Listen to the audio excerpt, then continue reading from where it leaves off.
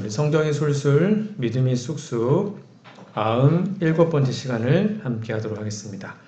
오늘은 은혜의 왕국과 영광의 왕국이라는 제목으로 말씀 연구를 진행하겠습니다. 우리 지지난주에 배웠던 것 잠깐 복습을 좀 하고 지나가도록 하겠습니다. 기억하시는지 모르겠지만 저희가 지지난주에 농부 하나님이라는 제목을 함께 말씀을 공부했었습니다.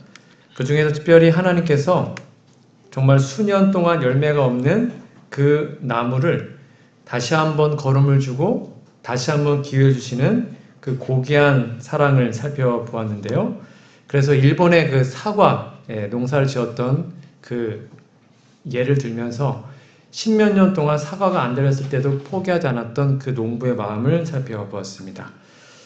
오늘날 우리에게 필요한 열매는 딱 요거입니다. 바로 성령의 열매이죠. 여러분, 성령의 열매가 몇 개라 그랬죠? 기억나십니까? 틀렸습니다.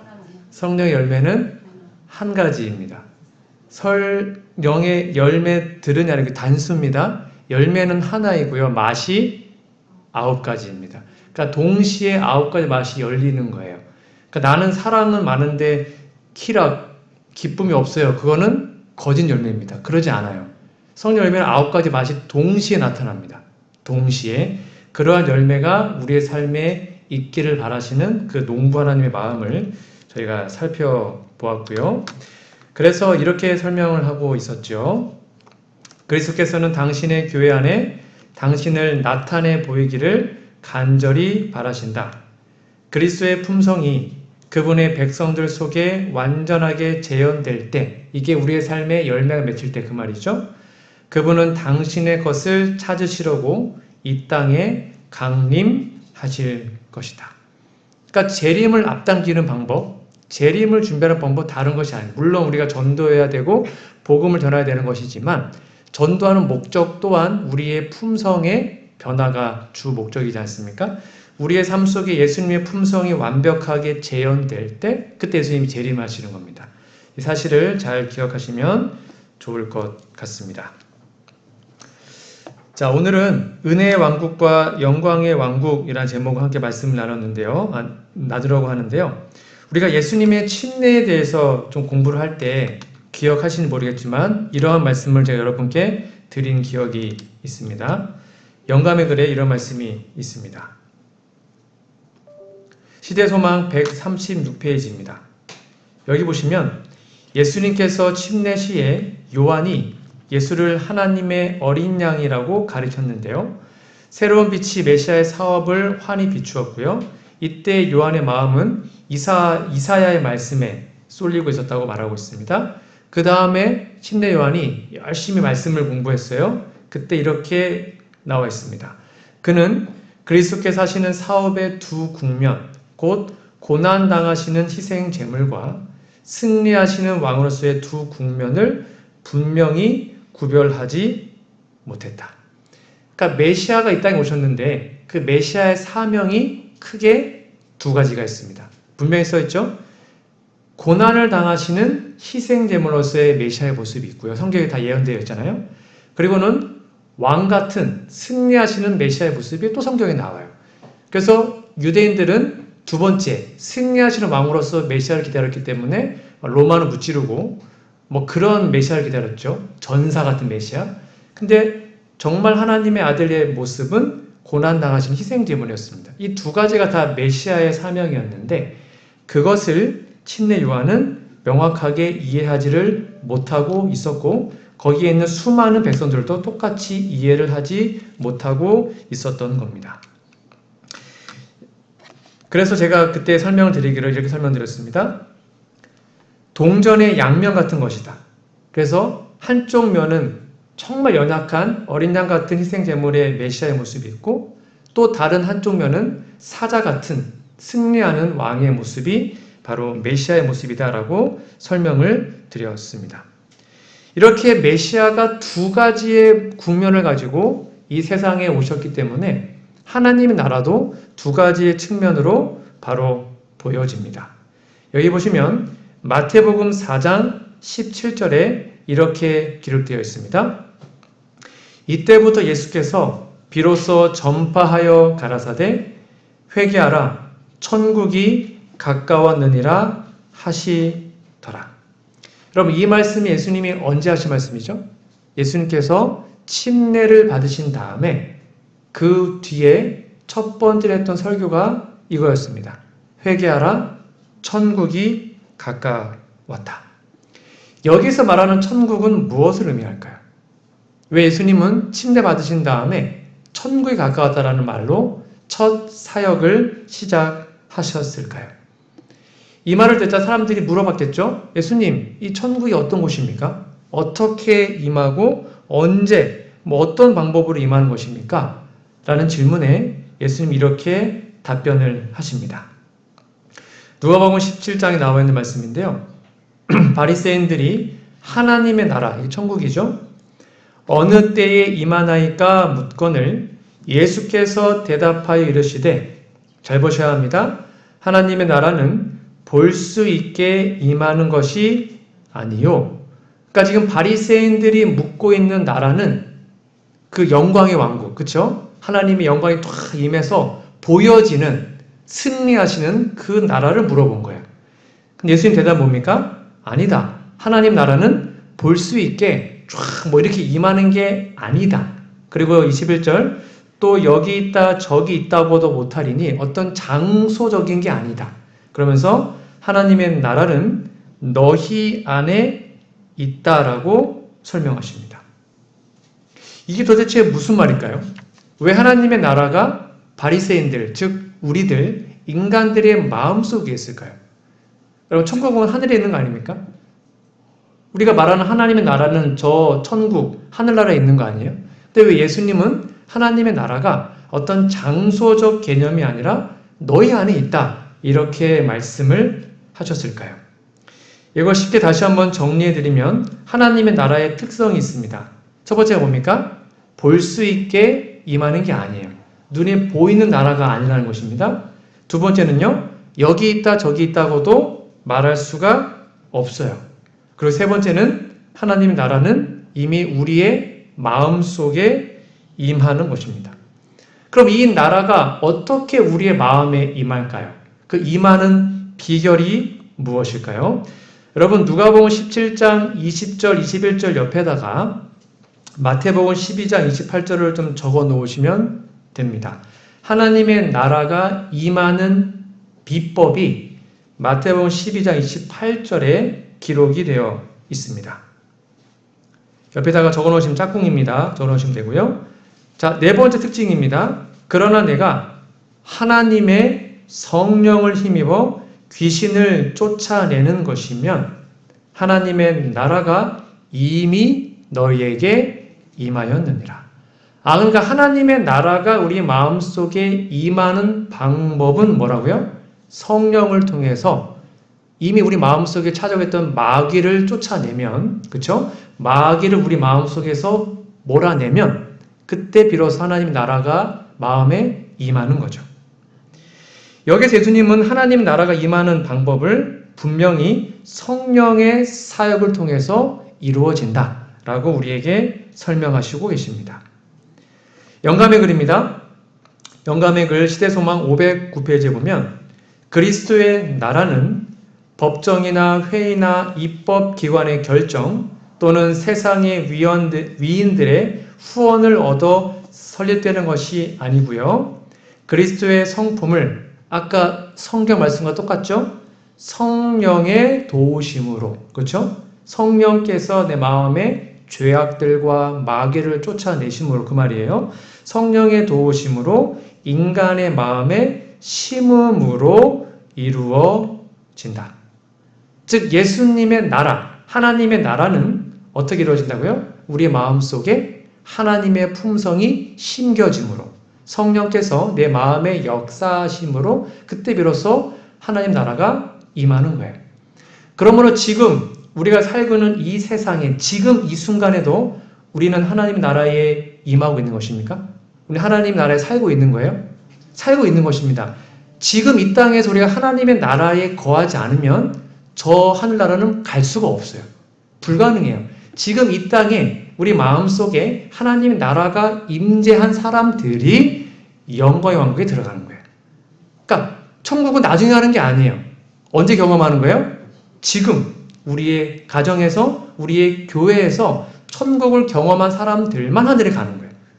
그러니까 맨날 지고벗고 싸우고 불화하고 분열되고 그런 마음을 갖고 산다면 예수님 백날 믿어도 천국에 갈 수가 없어요. 불가능해요. 이미 우리 마음속에 나라가 임한 것이죠. 즉 이 나라가 그 유명한 성경에서 어떤 나라로 말하고 있습니까? 은혜의 왕국. 들어보셨죠? 은혜의 왕국. 이게 첫 번째 우리가 들어가야 할 천국의 이름입니다. 왜 이 나라를 은혜의 왕국이라고 할까요? 여러분, 은혜는 어떤 단어의 뜻이 있습니까? 은혜. 은혜가 뭐예요? 아무런 자격이 없어요. 자격이 전혀 없는 사람에게 무조건적으로 베풀어 주시는 게 그게 바로 은혜예요. 우리가 백날 아무리 열심히 노력해도 하늘에 들어갈 자격 얻을 수가 없어요. 우리 힘으로는 불가능해요. 그렇죠? 절대 못 들어가요. 우리 힘으로는. 아무 자격이 없어요. 그런데 하나님이 그분의 아들을 통해서 먼저 우리에게 자격이 없는 우리에게 뭘 베풀어 주신 거예요? 은혜를 베푸신 거예요. 그 나라에 들어올 수 있도록. 그러니까 그 나라는 은혜의 왕국이기 때문에 내 어떤 노력이 아니라 하나님의 은혜로만 들어가는 거예요. 그러니까 자랑할 것도 없어요. 그냥 너무 감사하고 행복한 곳이죠. 구약의 언약의 용어를 빌려오자면 구약의 하나님의 은혜, 하나님의 사랑을 뭐라 그랬습니까? 헤세드 들어보셨죠? 언약적 사랑. 즉 은혜의 왕국은 헤세드의 왕국이라고도 부를 수 있습니다. 영감의 글입니다. 은혜의 보좌는 곧 은혜의 나라를 나타낸다. 왜냐하면 보좌가 있다는 것은 나라가 있다는 것을 의미하기 때문이다. 그리고 그리스도께서는 여러 가지 비유에서 천국이라는 말을 많이 사용하셨는데 잘 보셔야 합니다. 천국이 뭐냐? 그것은 사람의 마음 가운데서 역사하시고, 여기도 마음이네요. 그렇죠? 하나님의 은혜, 헤세드를 가리키는 것이다. 되게 중요한 것입니다. 다시 한번 말하지만 우리의 마음속에 이 은혜의 왕국이 경험되어지지 않으면 천국은 들어갈 수 없습니다. 불가능해요. 먼저 우리 마음속에 이 은혜의 왕국이 자리 잡아야 내가 은혜의 왕국의 백성으로 지금 이 땅에서 지금 이 순간 살고 있어야 우리는 결국 재림 때 그 영광의 왕국에 들어갈 수 있는 것입니다. 그래서 예수님은 이 은혜의 왕국을 세우시기 위해서 우리 위에 십자가에 달려 돌아가신 것이죠. 이 왕국은 우리 마음속에 하나님의 은혜가 작동하는 왕국입니다. 그러니까 이 왕국에 들어가는 사람들은, 또 우리가 이미 들어갔다면 우리 마음 또한 어떤 마음일까요? 뭐가 마음에 가득 차 있을까요? 은혜가 차 있겠죠. 그러니까 용서 못할 사람이 없고 싸울 일이 없고 불화할 일이 없는 것이죠. 왜요? 내 마음속에 은혜가 있는데, 내가 먼저 그 은혜를 받았는데 그 은혜의 왕국에 들어간 사람이 남을 미워하고 욕하고 뭐 그렇게 살아갈 수 있을까요? 불가능해요. 그래서 은혜의 왕국에 들어간 사람들은 그 왕국의 이름처럼 살아가는 것이죠. 우리가 하박국 배울 때 여러분 혹시 은혜의 시기와 공의의 시기에 대해서 배운 것 기억하시는지요? 마지막 사건 240페이지입니다. 우리의 중보자로 서 계신 분, 모든 회심의 기도와 고백을 들으시는 분, 은혜와 사랑의 상징인 무지개가 그분의 머리를 두르고 있는 것으로 묘사되고 있는 분께서는 미구의 하늘 성소에서 그분의 사업을 그치실 것이다. 잘 보셔요. 은혜와 자비는 그때의 보좌에서 내려갈 것이고, 이게 이제 지성소 나올 때를 말하는 거예요. 그리고 공의가 그 자리에 앉을 것이다. 그래서 지금은 어떤 시기예요? 은혜의 시기라고 말하고 있죠. 은혜의 시기가 뭐냐면 은혜의 왕국에 거하는 시기라는 뜻입니다. 우리는 지금 은혜의 시기에 살고 있습니다. 즉 은혜의 왕국에 거하는 사람들이죠. 그것이 정한 때가 되면, 즉 예수님의 재림의 때, 지성소 사역이 끝나는 때가 되면 이제는 은혜는 보좌에서 내려오고 뭐가 올라가요? 공의, 영광의 왕궁이 이 땅에 임하는 것이죠. 그러므로 지금 우리에게는 이 은혜의 시기가 있음을 기억하고 은혜의 왕국에 들어갈 수 있도록 더 많이 기도하고 노력하고 하나님의 은혜를 경험해야 하는 것입니다. 왕은 보좌에 앉아 있습니다. 자, 그렇다면 은혜의 시기, 은혜의 왕국에도 뭐가 있어요? 보좌가 있겠죠. 이 보좌가 성경 여기 나와 있습니다. 여러분 잘 아시는 말씀이에요. 히브리서 4장 16절. 이 말씀 아마 다 외우실 겁니다. 좀 같이 읽어볼까요? 시작. 그러므로 우리는 긍휼하심을 받고 때를 따라 돕는 은혜를 얻기 위하여 은혜의 보좌 앞에 담대히 나아갈 것이니라. 아멘. 여기 보니까 하나님의 아들 예수님께서 지금 어디에 앉아 계세요? 은혜의 보좌에 앉아 계십니다. 근데 그 은혜의 보좌에 우리가 부끄러우니까, 창피하니까, 쭈뼛쭈뼛 이렇게 나아가래요? 아니면 담대히 나아가래요? 담대히 나아가셨다는 것이 왜요? 그게 은혜거든요. 우리는 긍휼하심을 받고요. 긍휼이 뭡니까? 하나님 우리를 불쌍히 여기준다는 것입니다. 우리가 연약한 거 다 알아요. 우리의 실수, 우리의 부족함, 또 넘어지는 하나님은 다 아셔요? 몰라요? 다 아셔요. 그거 갖고 뭐라 하지 않으세요. 우리가 진토임을 아신다는 것입니다. 우리의 믿음이 없음을 아셔요. 그래서 우리를 긍휼히 여기십니다. 그래서 우리는 때를 따라 시시각각 은혜가 필요하면 그 순간마다 어딜 갈 수 있어요? 보좌 앞으로. 온 우주의 왕 앞으로 나아갈 수 있는 것입니다. 여러분 한 달에 대통령 만나는 게 쉬워요? 어려워요? 엄청 어렵잖아요. 평생 볼까 말까잖아요. 근데 온 우주의 왕을 우리는 언제 만날 수 있어요? 언제 만날 수 있어요? 때를 따라 시간 날 때마다 내가 필요할 때마다 그분을 만날 수 있어요. 그게 은혜의 왕국이에요. 근데 어떻게 만난다고요? 쭈뼛쭈뼛이요? 담대히요. 담대히 나아가래요. 그분 앞에 나아가면 그분이 우리를 은혜로 감싸주시고 우리의 모든 문제를 해결해 주는 것이죠. 그것을 날마다 경험한 사람들만 결국 영광의 왕국에 들어갈 수 있는 것입니다. 이어서 볼까요? 성경에 기록된 하나님의 나라는 은혜의 왕국과 영광의 왕국을 다 가리키는 겁니다. 근데 은혜의 왕국은 바울이 히브리인에게 보낸 편지에서 분명히 찾아볼 수 있어요.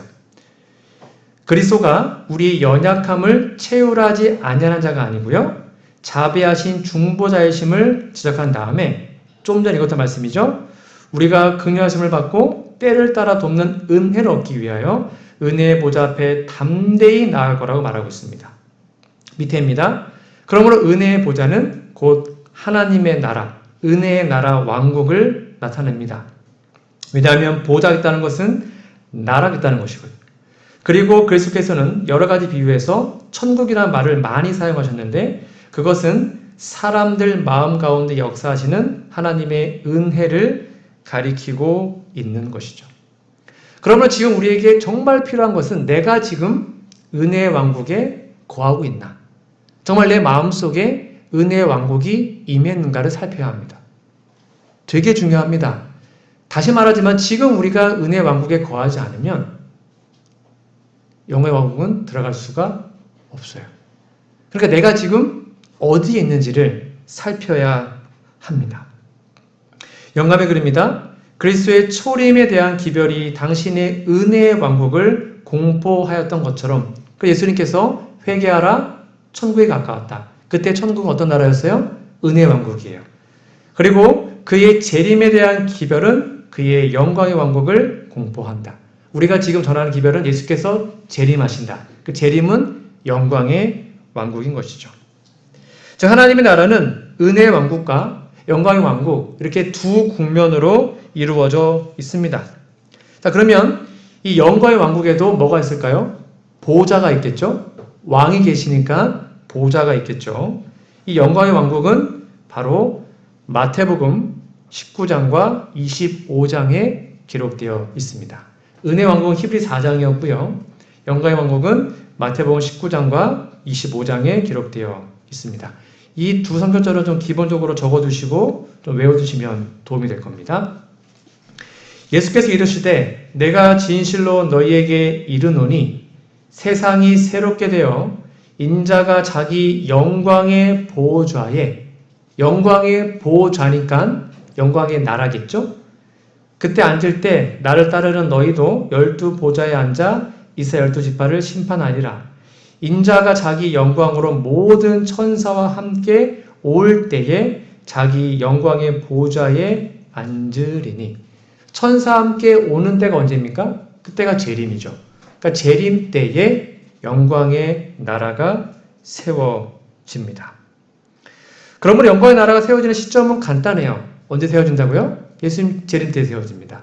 예수님 재림 때 영광의 나라는 세워지는 것이죠. 이 부분을 영감의 글은 이렇게 설명하고 있습니다. 그 나라는 그분의 제자들이 믿고 가르쳤던 바와 같이 이 세상의 나라가 아니었다. 그렇다고 해서 그 나라는 나라와 권세와 온 천하 열국의 위세가 지극히 높으신 자의 성민에게 붙임바되고 모든 권세 있는 자가 다 그를 섬겨 복종하게 할 영원한 나라, 곧 장차 세워질 불멸 나라를 의미하는 것도 아니었어요. 그와 마찬가지로 영광의 보좌란 영광의 왕국을 가리키고 있는데요. 언제 한다고요? 맨 마지막입니다. 그 나라는 아직 장래에 속한 나라입니다. 그 나라는 그리스도께서 재림하실 때 비로소 건설될 것이다. 그러니까 영광의 나라가 세워지는 건 간단해요. 예수님 재림 때 세워집니다.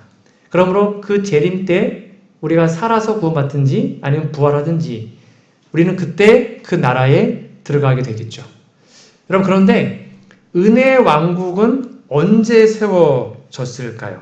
이 부분을 좀 오늘 집중적으로 좀 공부해 보도록 하겠습니다. 여러분, 은혜의 왕국은 언제 세워졌을까요? 영광의 왕국은 재림 때 세워집니다. 그럼 명확해요.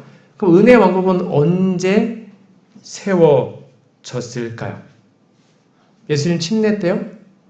아니면 예수님 탄생? 아니면 예수님 십자가? 예수님 부활? 오순절 임했을 때? 언제였을까요? 이 은혜의 왕국은 시기적으로 언제 세워졌을까요? 예수님이 침례 받으신 다음에 외쳤던 기별이 뭡니까? 회개하라, 천국이 가까웠다. 천국이 딱 세워졌다는 게 아니라 천국이 이제 가까이 왔다 그랬죠. 그러니까 예수님 침례 때는 은혜 왕국에 세워진 게 아니에요. 이제 얼마 안 남았으니 뭐라고? 회개하라고 예수님이 전파를 하신 거죠. 그 뒤로 12제자들과 예수님이 3년 반 동안 이 은혜 왕국을 끊임없이 전파, 확장시켜 나갔습니다. 사람들이 예수님을 믿고 받아들일 때, 성령을 통하여 그들의 마음속에 사단이 물리쳐질 때 은혜 왕국은 점점점 확산되어 갔죠. 그럼 그때 은혜 왕국이 이미 세워진 것일까요? 아니었습니다. 아직 세워진 것이 아니었습니다. 여기에서 아주 중요한 개념이 있는데요. 바로 은혜의 왕국은 고난당하신 메시아, 죽임당하신 메시아와 밀접한 관련이 있는 나라라는 것입니다. 그러므로 은혜의 왕국은 십자가와 아주 밀접한 관련이 있습니다. 자, 영감의 글입니다. 제자들이 주님의 이름으로 전한 것은 세밀한 부분에 이르기까지 정확한 것이었고 거기서 말한 사건들은 그 당시 이미 일어나고 있는 것들이었다. 때가 찼고 하나님의 나라가 가까웠다는 기별이 그들의 기별이었죠. 이게 바로 다니엘서 9장에 나와 있는 69조 71회의 예언이었는데요. 이것이 끝나고 기름 부음을 받은 자, 메시아가 올 기약이 찼을 때 그리스도께서는 요단강에서 침례 요한에게 침례를 받으셨고 성령의 기름 부음을 받으셨습니다. 그 다음 중요합니다. 그리고 그들이 가까웠다고 선포한 하나님의 나라는 그리스도의 죽으심으로 건설되었다라고 기록합니다. 즉 은혜의 왕국은 언제 세워진 거예요? 은혜의 왕국은 예수님의 십자가를 통하여 세워집니다. 여러분, 원래 왕이 죽으면 나라가 세워집니까? 나라가 망합니까? 세상 나라는 왕이 죽으면 나라가 망하는 거예요. 왕조가 뒤바뀌는 거죠. 근데 이 은혜 왕국은 하나님 나라거든요. 그러니까 세상 나라와 달라요. 이 나라는 왕이 죽었기 때문에 비로소 설립이 됩니다. 왕이 죽지 않으면 나라가 설립될 수가 없어요. 왕이 죽었기 때문에 나라가 세워지는 그것이 바로 하나님의 나라의 모습인 것이죠. 이어서 볼까요? 영감의 글입니다. 잘 보십시오. 이거 되게 중요합니다. 앞에 보시면 은혜의 왕국은 사람이 타락한 이후 범죄한 인류의 구속을 위하여 세워진 계획이 세워진 직후에 건설되었다. 아니 아까는 십자가 때문에 됐다 그랬잖아요. 근데 여기는 또 사람이 범죄한 직후에 은혜의 왕국이 건설되었다고 합니다. 이게 무슨 말일까요? 그 후로 그 나라는 하나님의 뜻에 따라 그분의 허락에 의하여 존재하게 되었으므로 사람들은 믿음으로 그 나라의 백성이 될 수 있었다. 그러나 그 나라는 그리스도께서 돌아가신 후에 비로소 확립되었다. 이게 무슨 말일까요? 범죄한 후에 건설된 것도 뭐고 예수님이 돌아가신 후에 확립된 것도 뭡니까?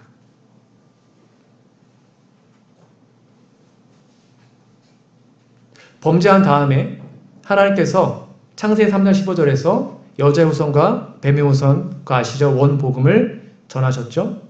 그때 하나님의 아들 예수님이 이 땅에 오셔서 대신 언약 보증인으로 죽으시고 우리에게 하나님 나라를 회복시켜 줄 것을 약속하셨죠.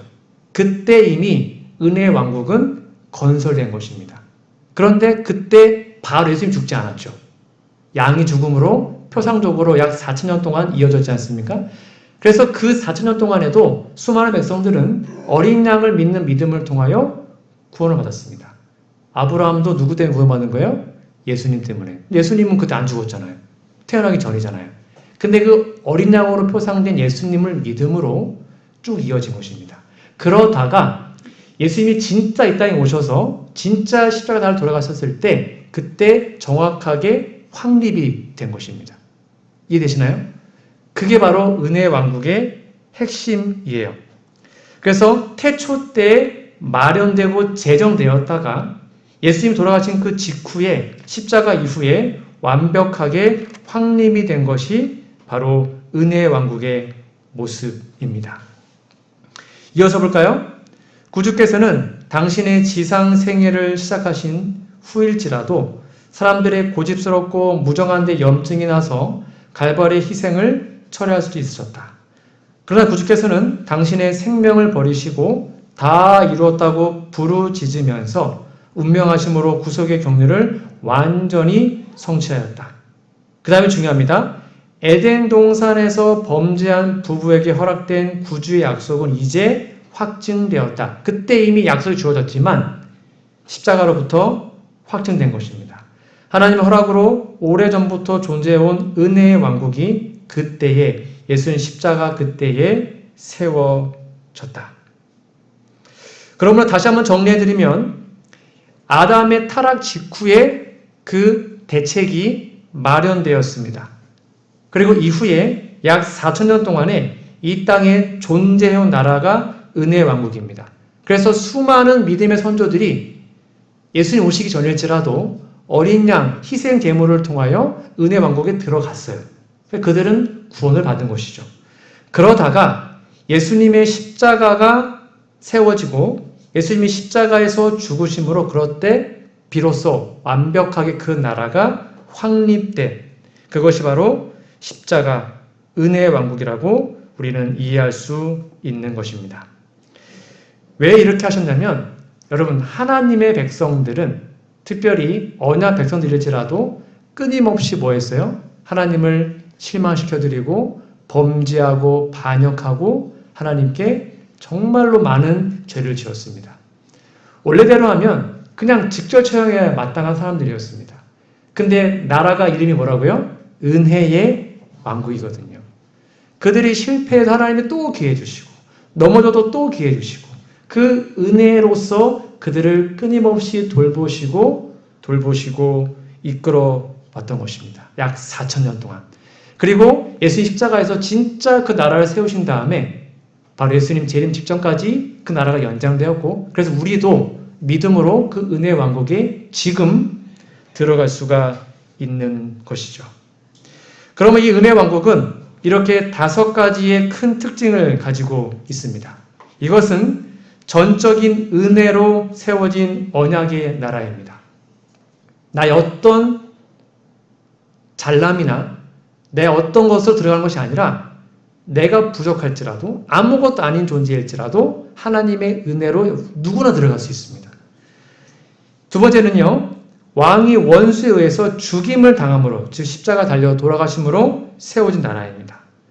세 번째, 원래 왕은 취임할 때 멋진 옷 입지 않습니까? 그렇죠? 근데 이 나라는 왕이 십자가에서 아무것도 입지 않고 벌거벗겨짐으로 세워진 나라입니다.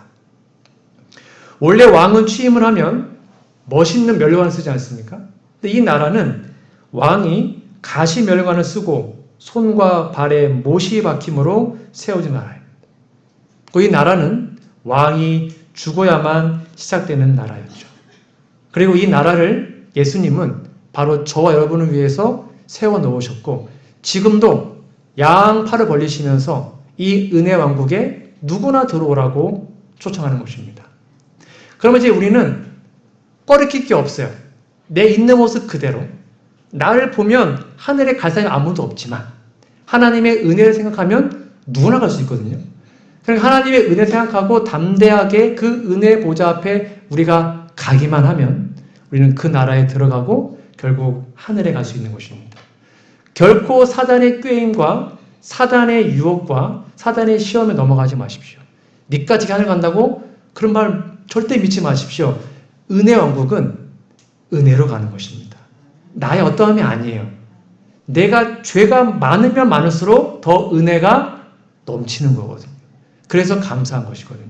그 은혜 왕국에 우리가 지금 들어가야 하는 것이죠. 여러분, 그렇다면 지금 우리는 무엇을 해야 할까요?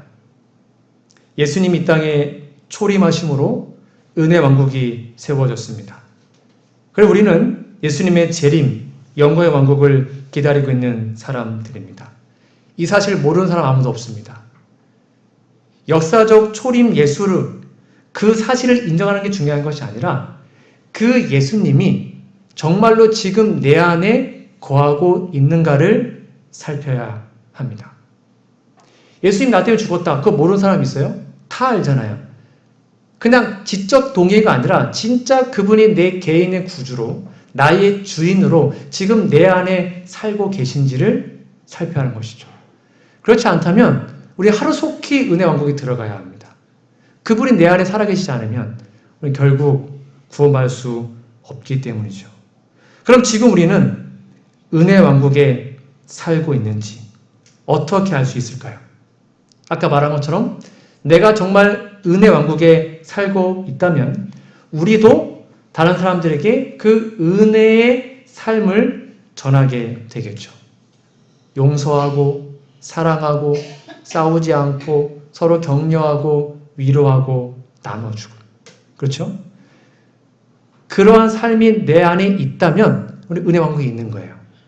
근데 아직도 누가를 미워하고 용서하지 못하고 불화하고 싸우고 있다면 우리 은혜 왕국에 있는 게 아닌 거예요. 아닌 거예요. 내가 목사하고 장로고 집사할지라도 아직까지 마음속에 은혜가 없으면 우리 그 나라에 들어가 있는 것이 아닌 것입니다. 그 다음 지금 우리의 모습은 어떠한지요? 놀랍게도 성경은 이렇게 얘기합니다. 라우디게의 모습이죠. 볼지어다 내가 문 밖에 서서 두드리노니. 예수님 우리 문 밖에 있대요. 누구든지 내 음성을 듣고 내 문을 열면 내가 그에게로 들어가 그와 더불어 먹고 그는 나와 더불어 먹으리라. 이게 라우디게아 교회의 현실인 것입니다. 우리의 현실이죠. 예수님이 우리 안에 없어요. 문 밖에 있다는 것입니다. 문 밖에서 제발 우리의 마음을 열어서 그 은혜의 왕국이 우리 마음속에서 시작될 수 있도록 지금도 호소하고 계십니다. 예수님이 우리의 문을 여셔서 우리 안에 들어오신다요. 근데 들어와서 하는 게 뭐예요? 먹고 마신다. 여러분 왜 우리 안에 들어와서 뭘 먹는 겁니까? 뭘 먹고 마시는 거예요? 이게 바로 언약 만찬이에요. 언약을 세우면 뭐 한다 그랬어요? 둘이 언약 만찬을 먹는다 그랬죠. 즉 라오디게 교회의 핵심이 뭐냐면 언약이 깨어진 상태라는 것입니다. 너 지금 나와 언약 깨어져 있다. 내가 지금 문 밖에 있으니까. 그럼 제발 문 열어다오. 내가 네 마음속에 들어가고 싶어. 너의 주인이 되고 싶어. 그러면 들어가면 우리 마음을 열면 그분이 내 안에 들어오시잖아요. 그러면 나와 더불어 뭐 한대요? 먹고 마신대요. 그 말이 뭐예요? 언약을 회복시켜 준다는 거거든요. 우리 지금 언약 회복해야 돼요. 진짜로. 그게 라오디게의 모습이거든요. 정말 예수님을 내 마음의 주인으로 모시고 있는지요. 이 말씀이 우리 마음속에 힘이 되길 간절히 바랍니다. 같이 한번 읽어볼까요? 시작. 우리에게 있는 대제사장은 우리의 연약함을 동정하지 못하시리가 아니요 모든 일에 우리와 똑같이 시험을 받으신 자로되 죄는 없으시니라. 그러므로 우리는 긍휼하심을 받고 때를 따라 돕는 은혜를 얻기 위하여 은혜의 보좌 앞에 담대히 나아갈 것이니라. 아멘. 그러므로 지금 이 순간부터 우리의 있는 모습 그대로 내 자신을 볼 때마다 좌절하고 실망하지만 내 자신을 보지 않고 하나님의 은혜를 힘입어 그분의 보좌 앞으로 때를 따라 돌아 날마다 순간마다 그분 앞으로 나아가서 그 은혜를 경험하는 우리 모두가 되기를 간절히 바랍니다. 그러면 그 은혜의 왕국에 우리가 들어갈 수만 있다면, 아니 들어가고 살아간다면 영광의 왕국은 누구나 가는 것입니다. 그러므로 매일 매 순간마다 그분의 은혜 왕국에 들어가는 우리의 마음을 활짝 열고 예수님을 내 개인의 구주로 날마다 영접하는 저와 우리 모두가 되기를 간절히 바라며 오늘 말씀을 마치도록 하겠습니다.